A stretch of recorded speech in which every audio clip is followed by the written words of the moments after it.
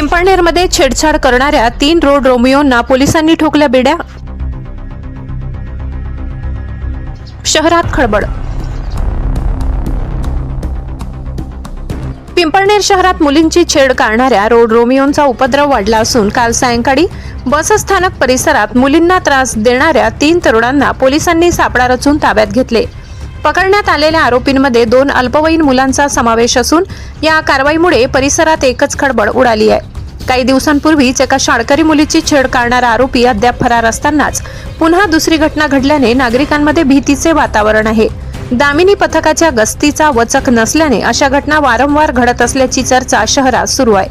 बसस्थानक परिसरात मुलींची छेड काढली जात असल्याची माहिती मिळताच पिंपळनेर पोलिसांनी तातडीने हालचाली करत तिघांना अटक केली. या प्रकरणी उशिरापर्यंत गुन्हा दाखल करण्याची प्रक्रिया सुरू होती.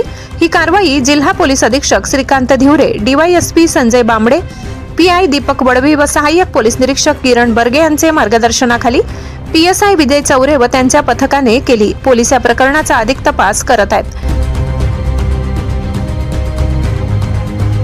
ब्युरो रिपोर्ट, पिंपळनेर सहसंपादक अनिल बोराडे. मी पीएसआय विजय चौरे, नेमणूक पिंपळनेर पोलीस स्टेशन. आम्हाला दिनांक 22/12/2025 ते 27/12/2025 रोजी असं काही road Romeo Pimpalner bus stand येथे मुलींची त्रास देत आहेत अशी माहिती मिळाली होती. त्या माहिती मिळाल्याच्या अनुषंगाने आम्ही ती बातमीची खात्री करण्याकामी 2 सिव्हिल म्हणजे साध्या वेशात 2 कर्मचारी नेमून तसेच पालकांची मदत घेऊन सदर आरोपितांना काल दिनांक 27/12/2025 रोजी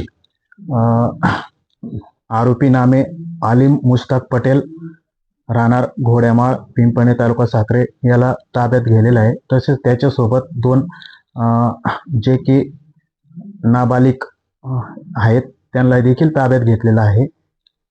तसेच पीडित मुलीला पोलीस स्टेशन येथे बोलून तिची तक्रार घेऊन